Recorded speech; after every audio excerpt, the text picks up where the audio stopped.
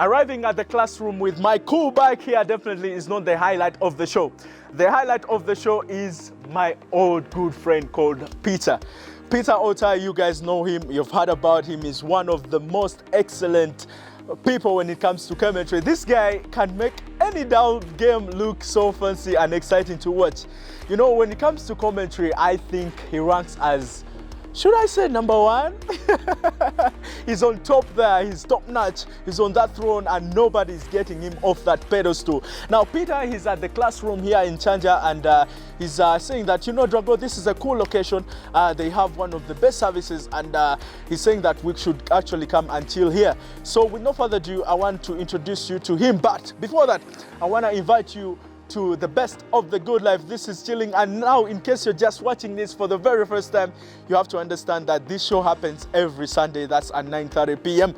All right, now with no further ado, please allow me, ladies and gentlemen, let me go meet my friend Peter, and I'll leave my cool bike here because, man, it gave me such a cool ride.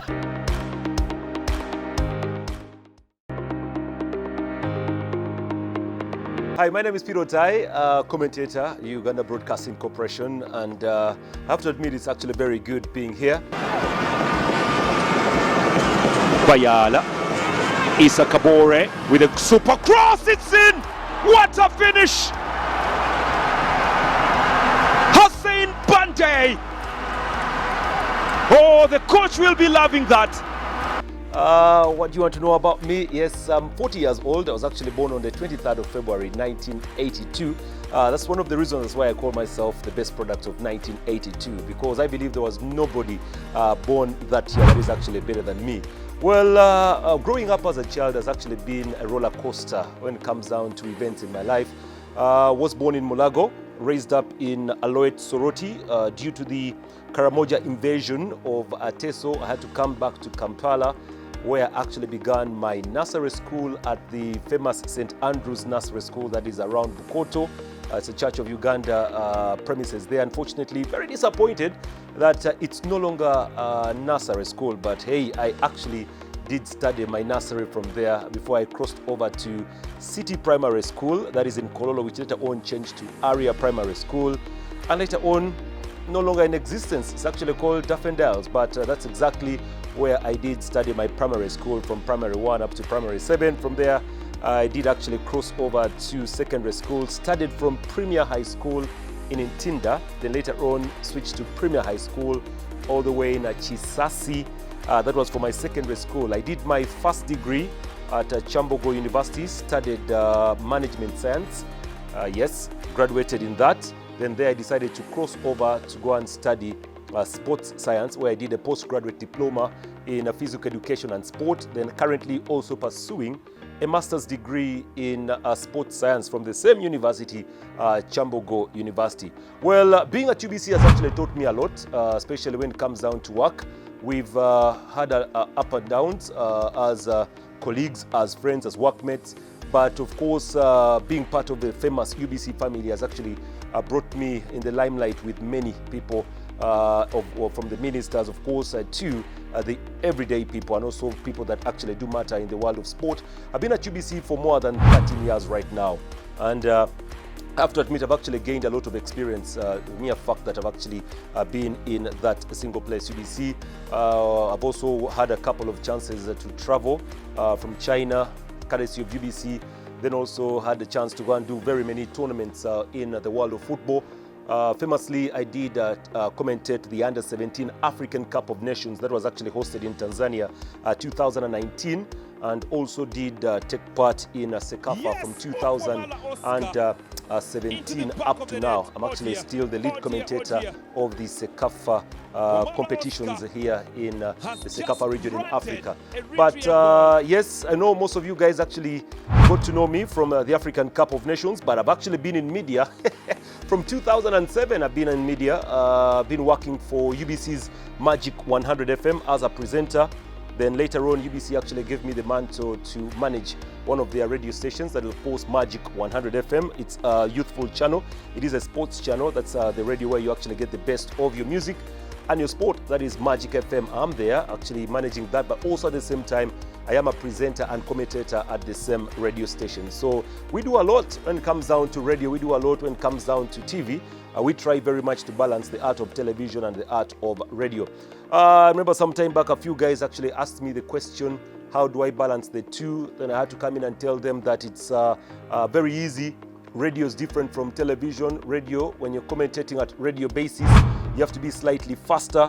When you're doing television, you have to be a little relaxed and slow.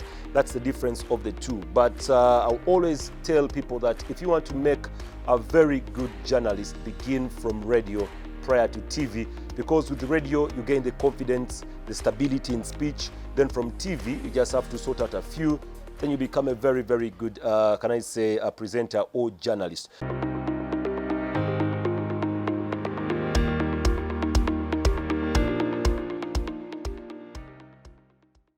And good evening, a very special welcome back to the Best of the Good Life. Now, as mentioned before, today we decided to come here at Chanja. Am I right? Yeah.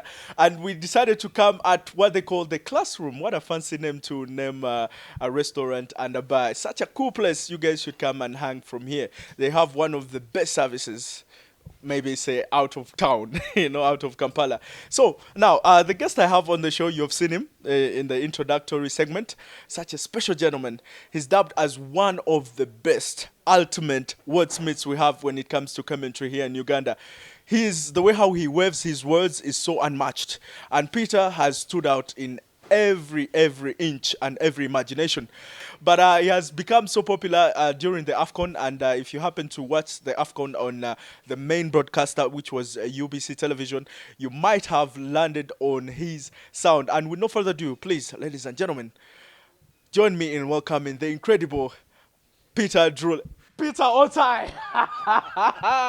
You see how I almost mistaken you to be Peter Drully. Well, they always do, but yeah, I'm glad to be here, and I'm actually very glad to be seated in the classroom. Brings back memories, huh? It's not your first time. It's not your first time on the show. No, it's not. The first time I did the show was before the AFCON. Yes. And then AFCON came up. Yes. Did you even anticipate the overwhelming reciprocation from all the people that turned out to be like, man, Peter, you did it?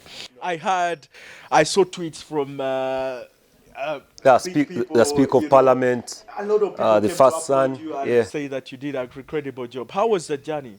Well, in the AFCON, Yeah. it was actually hard. It was very, very tough, I have to admit. We used to go back home late, then used to wake up very early. When you have about 3 matches, it takes over more than 2 hours to prepare for a match. So if you have about 3 matches in one day, those are 2 hours preparations, that's researching. Wow. So you need about 6 hours to actually prepare for the matches, for those 3 matches only. So I have to admit, AFCON was very tedious. It was just too much on me. We broke down. I remember at one time I was actually sick. I even posted a photo when I was in a jacket, but the show had to go on and we had to work. Game after game? Yes, game after game. Yo, you broadcasted all the games? No, but we didn't do all. I didn't do all in specific, but we did majority. Yeah. Yes, UBC had almost all games, but me commentating, I didn't commentate all. I commentated, I think, about 80% of the games. Yes. Some people have come to know about you because of the AFCON, but definitely you've been here with us for quite a while. People like me who has been following you know that you've started this long way ago. I mean, how far have you been doing this? Like, how long have you been doing this? Well, initially I began from radio. I joined UBC in 2007, around Chogam period. Then from there we actually decided to venture in the art of commentary. Commentary we actually began around 2008, 2009. It was a gentleman called Chiwa Paul Katna that actually introduced me to the art of English commentary. Then from there, the late Opoka is the one who tried to polish me up. And I have to admit, from then up to now, it has actually been journey after journey. And I have to say I've loved every moment of the journey. Yeah. Would you say AFCON was your biggest highlight of your career so far? Right now, yes, I have to admit it has been my biggest career, but also there are others we have to talk about. I remember doing the AFCON under 17, the African Cup of Nations under 17, which was live in Tanzania. Traveled all the way to Tanzania. We did all games and it was good. For the very first time, I was commentating live on Super Sport. I was commentating live on Bein Sport, which was something very, very exciting for me. And all that was actually courtesy of Azam TV. Yeah, they made that happen. Yeah. Peter, where do you get the drive and the tenacity to keep on doing this every day? Because even as we speak on Sunday, today you have a match to commentate, like that's the Premier League. I mean, where do you get the drive to always work so hard? Yeah, it's the passion, love and passion. Those are the driving factors that actually push a person to do what they're actually doing. I normally tell people that you have to love it in order to live it. If you don't love it, then you can't live it. You know, you'll be pretending. So if you love the game, if you love football, you love sport, then you'll actually be living the sport. That's how it is. So you need to love it in order to live it. Oh, that's amazing.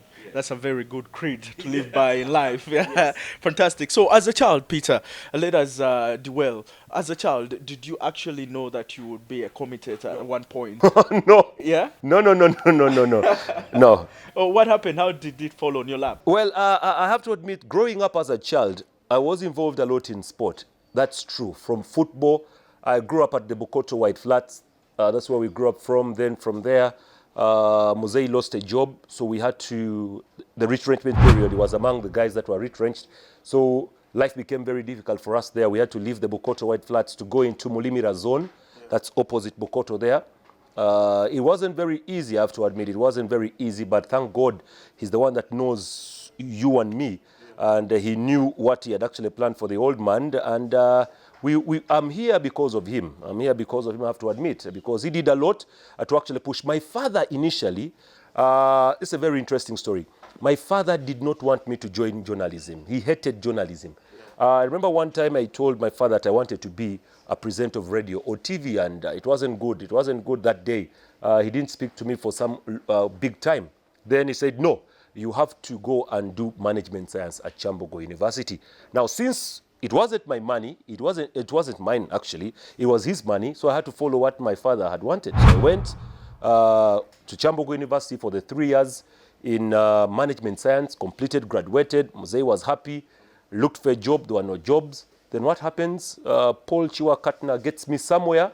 I was actually working with my uncle, JJ Electronics, here in Nakasero. Then he comes and tells the boss, I remember you in the village, you always disorganize us in sport. You make a lot of noise, you know, bring people around. Say, I think you can make a very good sports journalist. Come and join us at UBC. We're opening up a radio station. I said, fine. I had the passion for radio before, remember. So when I joined UBC, we went through the basics, the training. Madame Doreen was there, who's currently the radio manager right now, was there. She welcomed us. There was a lady called Madame Ndezi, very good lady also, welcomed us, took us through the nitty-gritties of radio. Bale Francis, I was lucky to have Bale Francis in my life. It wasn't very easy with him because pronunciation with Bale Francis was very important. Even how to pronounce names. With Bale Francis, would call you a villager if you pronounce the name wrongly. He would say, no, it's not how it's supposed to be. It's like this with Bale Francis. So all that actually did push me up. I remember my biggest point of life for my father to accept me as a journalist was the World Cup, which was hosted in South Africa. That is the 2010 World Cup. Now that is the World Cup that my father finally accepted that I am meant to be on radio and TV. Let's talk about the first times.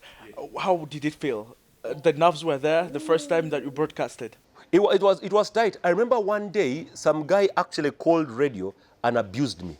Yeah, very heavy words, eh? Very, very heavy words. I can't mention them on radio. I'm sorry, or no. You had articulated something wrong? No. He didn't like the way I was presenting. Remember, I was new in the business. Yeah. I had not yet mastered the art very well. So the guy called in and abused me and told me you're lying, abused me very hard. But that did not put me down. I continued to actually work, and that's where I am now. Yeah. What is your style like, Peter, when it comes to commentary? Like, what is your identity like? And later on, after we go in for a break, I'm going to ask you how your preparation, your creative process is like also. But what is your identity? What do you think? How can people like differentiate you from the rest? Like, for example, Peter Drewley, one of your mentors, they call him the poet of commentary. Yes. Like, all his commentary, you just as if you're listening to poems, and which later on he goes on to admit that he actually has never studied poetry or of sorts. But what about Peter Otai? What is your identity? Well, when I meet many, people just say they love me for the energy. That's the energy I put into the game. I love giving 110% when I'm on that microphone. I don't want putting the energy down. The energy has to remain up. So most of the guys say they love me for the energy. I remember in the recent African Cup of Nations, I commentated 2 matches back to back. All the matches went into extra time and penalties. And people were like, how did you manage doing all the 2 matches, one person, 2 matches, until extra time, back to back, penalty kicks, and the energy remained the same. That is it. So I don't like to put my energy down when I'm on the game. So it's the energy, really. Do you think perfection is everything when it comes to commentary? Yes. Of course, definitely you have to get the names right. Yes. You have to articulate everything to come out right. Yes. Why is it so that perfection is everything? One thing about commentary is people are watching, people are listening. It's not like radio commentary where some people are just listening. So you can make a mistake in radio and people will actually allow it go. But here, people are watching and you're commentating. So you may actually mention Drago and it's not Drago, it's Michael. People will be like, okay, wait a moment. Maybe that was just a one-off. But again, you're insisting on Drago and it happens. Case in point, in the African Cup of Nations recently, I pronounced Mane's name a little bit wrong and Twitter killed me. Yeah? It actually killed me. I remember he said instead of... it's such a popular player for you to pronounce his name. Instead of Sadio, I was actually saying Seydou. Instead of Sadio, I was saying Seydou.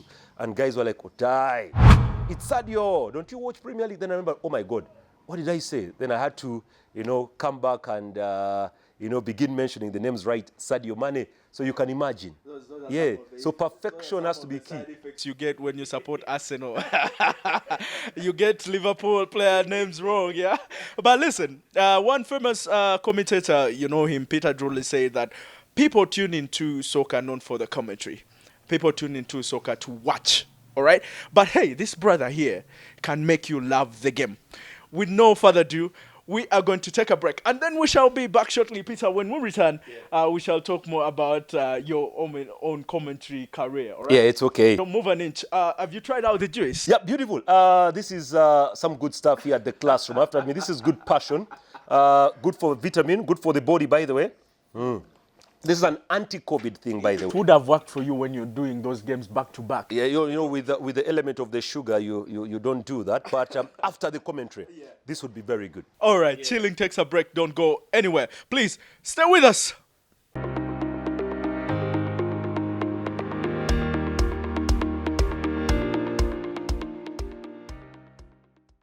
And welcome back to the best of the good life. Now, I can't fail to stress this, guys. And if you're looking for a perfect place to chill or to even have a party or to even have a great meal like what we're having on the table right now, look no further than the classroom. Now, the classroom is located at Chanja. I mean, the lady will come on the show. Katson will tell you everything about the classroom. Now, today we decided to have a young blood. You can call him our own version of Peter Drury. He's so passionate, he's so charismatic, and his smile is so candid and very charming. What surprises me most is that people have been able to identify him by his amazing voice, but when they find him in person, they'll be like, wait, I think we've heard of that voice before. Peter, how does it feel to people identifying you by your voice? Yeah, it actually feels a little special, I have to admit, because not many actually know me when when they've not seen me. Yeah. Most of my friends actually do know me, but most have seen me on TV. But most will actually identify me from my voice. When I begin speaking is when they begin saying, aren't you the guy of Magic and UBC? Then I'm like, yeah, that's me. We're like, right. Yeah. So, Peter, before we went into a commercial break, I told you that we're going to talk more about the commentary process. Yes. Now, tell me about your creative process. How is it like? Especially, let's say, for example, you're having a game. How would you prepare for this game? Do you take notes? Yes. What happens? Notes is the biggest thing you do because it's more of like a script. It's a script that you have to write down. You have to write down everything, most especially about the club or the country, the player. You need to know exactly how many cups does that player have for the country, how many times does he play for the country, how many goals has he scored for country, where does he play? Does he play at Arsenal? Does he play at Liverpool? Mane? How many goals has he scored this season? What are some of the talking pointers about Mane? Has he won the African Cup of Nations before? Has he won African Player of the Year before? How many goals does he have for Senegal? How many goals does he have for Liverpool? What are the others? And you have to have all this on your fingertips. You have to. Not only fingertips as per se, but you have to write them down on a script. You have to write them down on a paper or a book, to the extent that when you actually see it's money, you need to know exactly what time can I bring in the facts. So you open up your paper or your book, get to money, and then read. That's it. It's a script. We all live by a script. Okay, Peter, what is a perfect game for you? What can you say? And are you also take on this oath that you're as good as your last commentary? Or, I mean, does it get better or harder? Better than your last commentary. Okay. You have to be better than your last commentary. Because if you say you're as good as your last commentary, never know it was the bad one, but you have to keep on improving all in all. The biggest game for me, you actually said, what is a good game for you? A good game for me is actually a game that has goals. A game that has goals, a game that actually has free-flowing football. That is a good game for me. I have to admit. I remember recently there was a game between Real Madrid up against Manchester City. The first game that was played at the Etihad, I think it was the other week there, that was a game that ended 4-3. Yeah. That was a game. That was a pretty good game. So a good game is a game that has the goals, you know. Good goals and good speed and good flow of the ball. That's a good game for me. All right. If somebody could ask you what has been your top 10 iconic moments when it comes to commentary? My best game for now was the African Cup of Nations finale. That was where Senegal actually went on to beat Egypt. A battle between Salah and Mane. One of my best games in there. I have to say one of my other big games was the Uganda Legends up against Barcelona Legends. Kluivert actually scoring a goal from the center of the pitch at Nambole. He scored a goal from the center. The goalkeeper of Uganda had actually moved away, and Kluivert actually shot the ball from the center.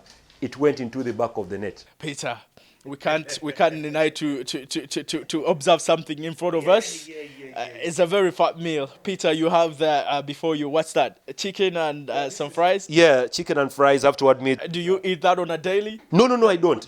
No, I don't. Once in a while. You don't do this daily. As a sportsman, you can't do this daily. At least once in a while.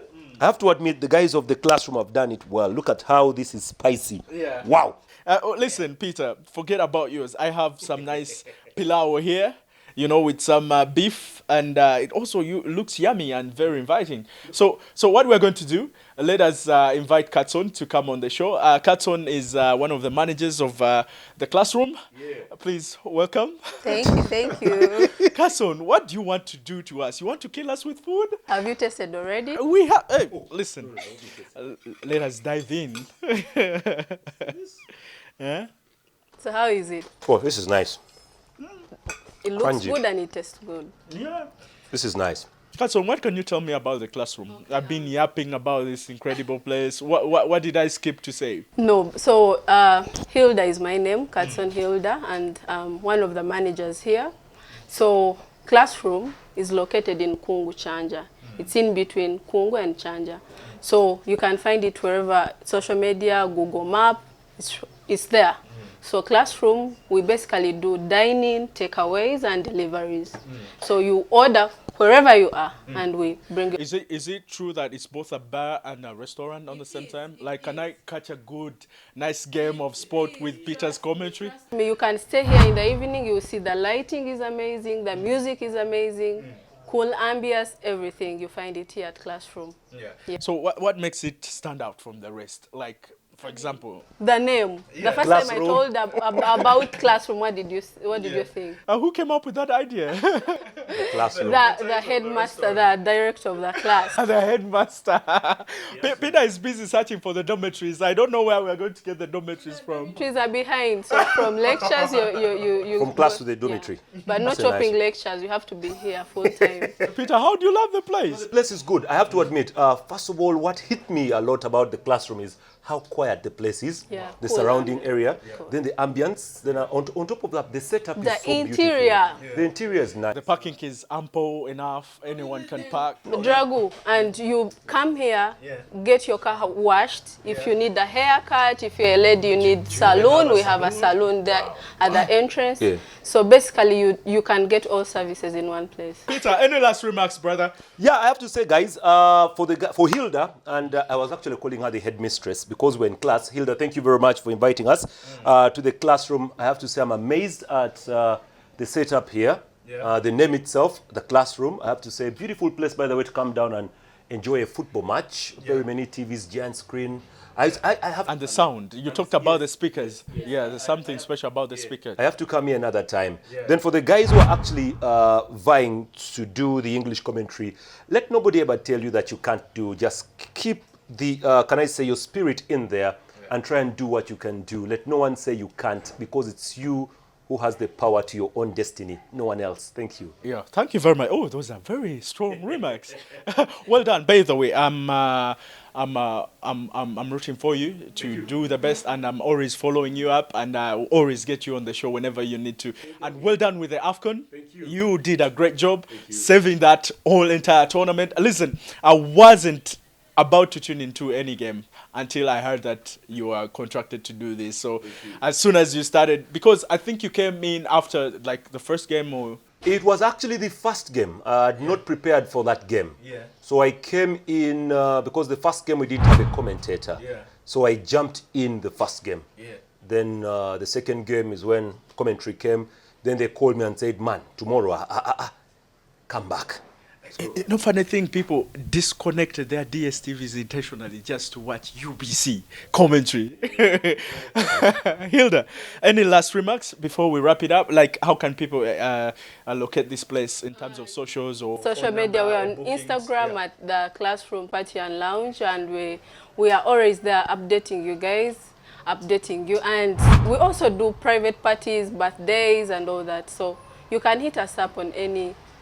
My number is 0706 18 17 01.